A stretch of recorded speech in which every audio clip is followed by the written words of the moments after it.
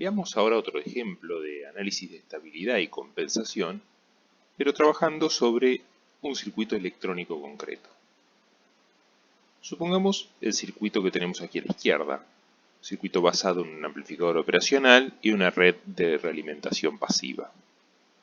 Una fuente de señal de entrada y aquí tenemos la tensión de salida. Tenemos las relaciones dadas entre componentes, R2 es 10 veces R1 y la constante de tiempo del RC compuesto por R1C es de 10 kiloradianes por segundo. Y aquí a la derecha tenemos la respuesta en frecuencia del amplificador operacional. El amplificador operacional es un amplificador real, por lo tanto tiene una respuesta en frecuencia que no es infinita y tiene un ancho de banda limitado. Tiene una ganancia de 100 dB constante hasta 100 radianes por segundo, luego decae con 20 dB por década hasta 10 kiloradianes y a partir de ahí decae con 40 dB por década. Esto se debe a las constantes de tiempo internas del propio operacional, es algo que nos provee el fabricante y que no podemos modificar. Bien, para poder hacer un análisis de estabilidad y determinar si hay que compensar o no el circuito, vamos a tener que modelarlo, convertirlo en un modelo matemático. Para convertirlo en un modelo matemático, suponiendo que es un sistema lineal, como lo vamos a hacer, podemos emplear el principio de superposición. Entonces, para determinar esto, que es básicamente el diagrama en bloques, lo que tenemos que ver es todas las relaciones que influyen sobre el operacional. El amplificador operacional está representado por este bloque A de omega que tiene esta función de transferencia. Como ya dije, eso no lo podemos modificar. Luego tenemos que la tensión de entrada del amplificador operacional se ve influida por dos fuentes. Una es por la misma salida a través de la red de realimentación y otra es por la señal de entrada. Por lo tanto, para poder determinar los bloques H y G-in, lo que vamos a hacer es aplicar el principio de superposición justamente. Recordemos que, una vez obtenido el diagrama en bloques, la relación entre entrada y salida va a estar dada por esta ecuación. En este caso, A de omega sobre 1 más H por A de omega, pero ahora, si aplicamos álgebra de bloques, va a estar todo multiplicado por un bloque de entrada G-in. Es importante aclarar que este bloque de entrada G-in afecta claramente la relación entre B0 y BI, pero fíjense que no entra dentro del término de G por H, dentro de lo que es la ganancia de lazo. En este caso el G por H, o como está puesto aquí, H por A de omega, no está influenciado por el G-in. Por lo tanto, para análisis de estabilidad, el G-in no entra, digamos, en las cuentas, no lo vamos a analizar. Bien, ¿cómo determinamos entonces G-in y H? Bueno, para determinar H lo que hacemos es BI igual 0,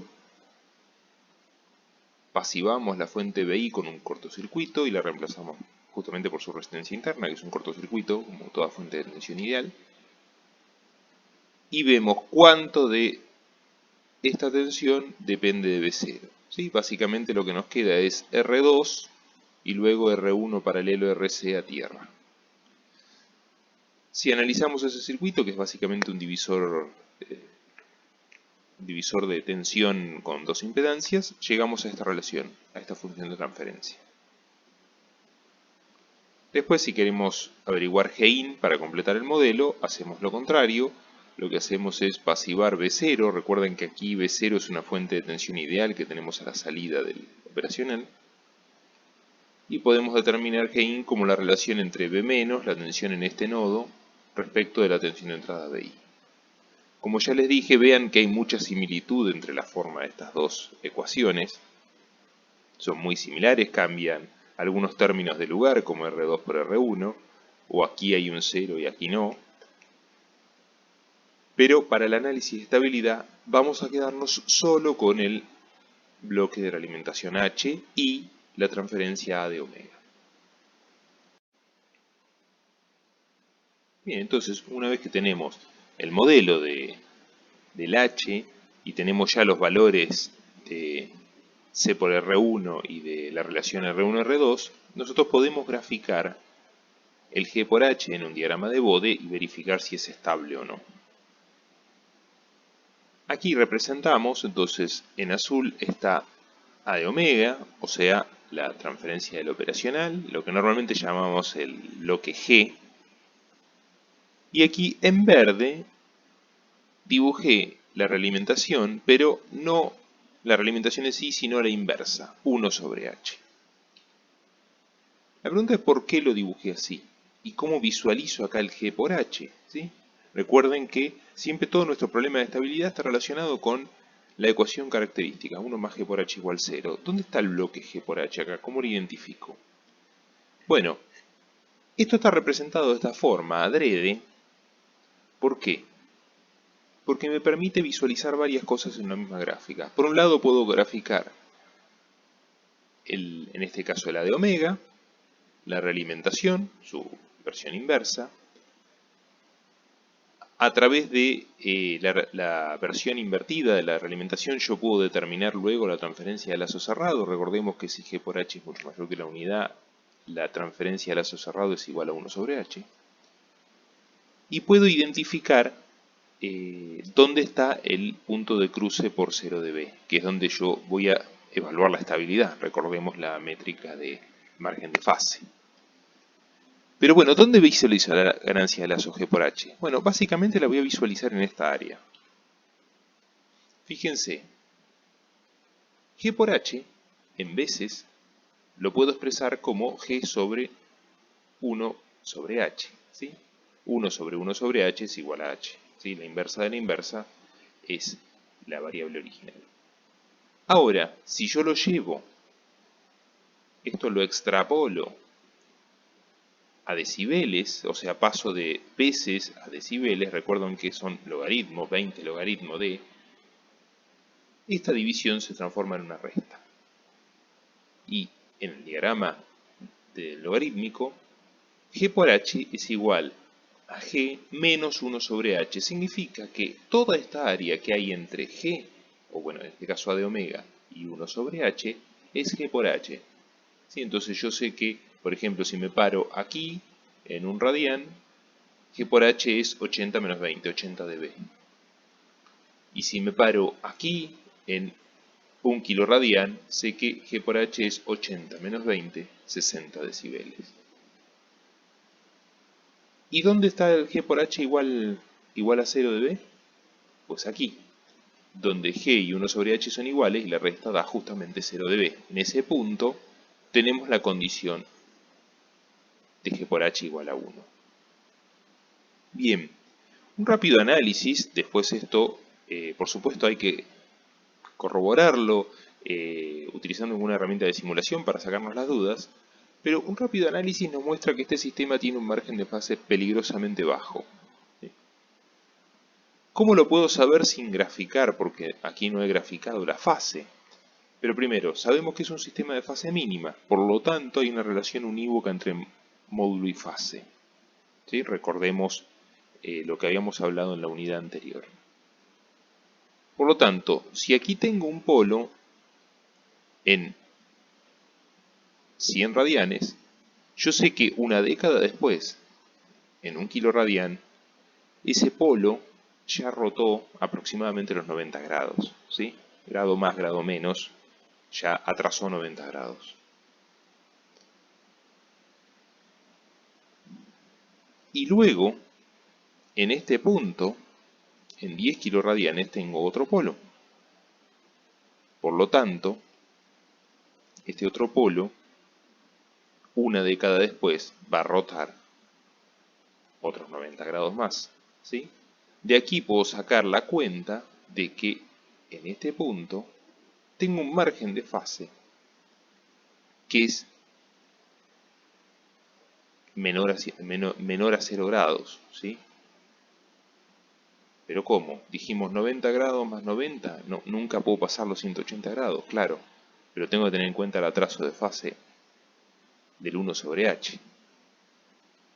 El 1 sobre h, o el H, como quieran verlo, tiene una constante de tiempo asociada al paralelo CR1 que va a trazar otros 90 grados. ¿Y cómo los veo acá? Y justamente si esto es 1 sobre h, y aquí lo que estoy viendo es un 0, algo que sube, quiere decir que en el h en realidad esto es un polo, o sea, es más atraso de fase. Por lo tanto, en este punto voy a tener casi otros 90 grados más de atraso de fase. Con lo cual, el sistema claramente va a ser inestable. ¿Sí? Esto lo podemos verificar luego en el simulador para sacarnos la duda, pero a simple vista podemos decir que este sistema tiene un margen de fase negativo. Y sabemos que en un sistema de mínima fase, si el margen de fase es negativo, el sistema va a ser inestable. Bien. ¿Qué puedo hacer para estabilizar el sistema? Una de las primeras hipótesis sería reducir el ancho de banda, ¿sí? Recordemos, este es un sistema que tiene 3 polos, los 2 polos de la de omega más el que introduce la realimentación. Si pensamos en el lugar de raíces, sabemos que 3 polos y ningún 0 significa que vamos a tener 2 polos que van a moverse al semiplano derecho. La única forma de evitar que eso se inestabilice sería poner una ganancia muy baja. ¿Y qué significaría aquí poner una ganancia muy baja? Significaría bajar esta curva azul, bajarla, y llevar el punto de cruce de 0 de B a un valor más reducido, y por ende mejorar el margen de fase. Eso en los papeles está bien y va a funcionar, pero el costo que pago es que el sistema mío se va a volver mucho más lento. Y además voy a reducir el G por H, y recordemos que el G por H, si nos acordamos de la parte de realimentación, está muy relacionado con el rechazo a perturbaciones, por lo tanto tampoco quiero reducir tanto el G por H.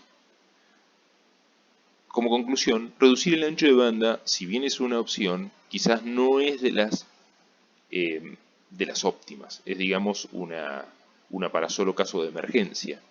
Bien, de todas maneras vamos a analizar otras opciones sobre cómo estabilizar este sistema. Entonces, algunas de las opciones para estabilizar dijimos, bueno, una es el reducir ancho de banda, pero tiene un precio que no la hace, digamos, demasiado interesante.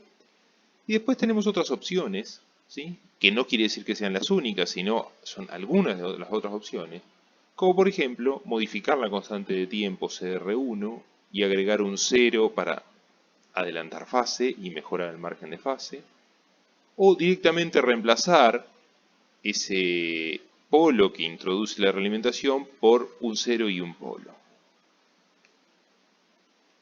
En todos los casos lo que tenemos que hacer para saber si son soluciones factibles es evaluar, por supuesto que sean estables, ver cómo influyen en el ancho de banda y ver cómo influyen en la performance general del lazo cerrado. Entonces, aquí tenemos una opción que es la de modificar la constante de tiempo de la realimentación y agregar una resistencia en serie con el capacitor C para introducir un 0, con lo cual el 1 sobre H adoptaría una forma como la que se ve aquí. O cambiar la conexión, modificar la realimentación, conectando el capacitor en paralelo con la resistencia R2 y cambiando la constante de tiempo, con lo cual el 1 sobre H tiene esta forma. Cada una de estas soluciones tiene sus ventajas y desventajas, y dependerá también de la aplicación que querramos hacer, cuál nos conviene emplear, ¿sí? Vamos a ver ahora, en breve, una simulación para ver cómo quedan estas soluciones propuestas, que insisto, no son las únicas, sino que son quizás las que salen más directamente.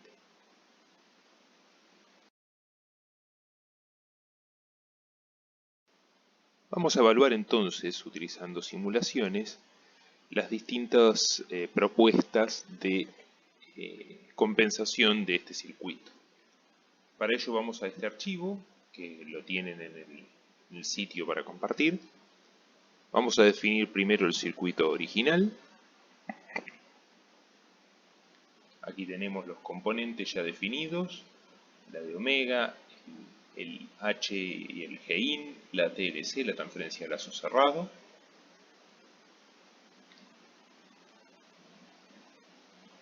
Aquí tenemos el gráfico que vimos en la transparencia anterior, con la respuesta en frecuencia del amplificador operacional y el 1 sobre H.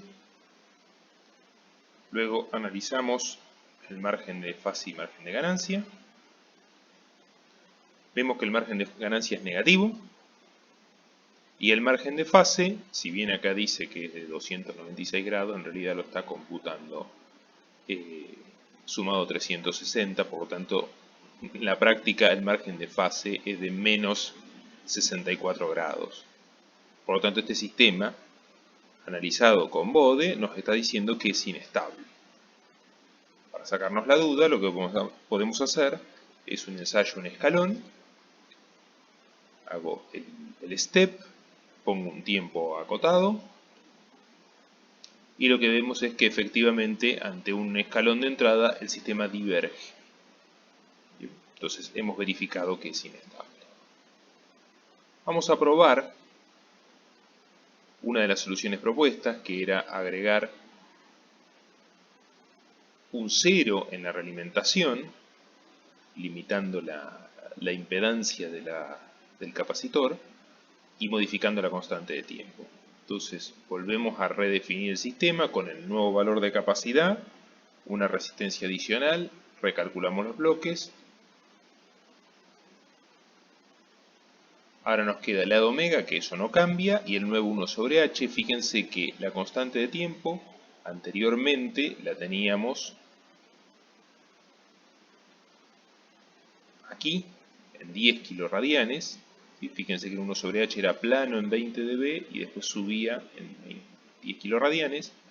Y ahora hemos pasado a tener 20 dB, pero en 10 radianes ya empieza a subir y después se aplana en 1 kiloradian. Cuando hacemos el análisis de estabilidad por Bode, obtenemos esto. Ahora, al agregar un 0 en la transferencia, que es este 0 que vemos aquí, lo que logramos es adelantar fase y lograr que el margen de fase ahora sea positivo y de 45 grados. Mientras que el margen de ganancia es infinito porque, bueno, este sistema ahora converge asintóticamente a 180 grados, entonces nunca se da la condición para medir el margen de ganancia. Tratándose de un sistema de mínima fase, esto debería ser estable, por lo tanto hacemos el ensayo al escalón y obtenemos esto. El sistema es estable porque converge a un valor constante, ¿sí? a una salida tipo escalón, pero vemos un sobrepico muy fuerte en la salida, en el instante inicial.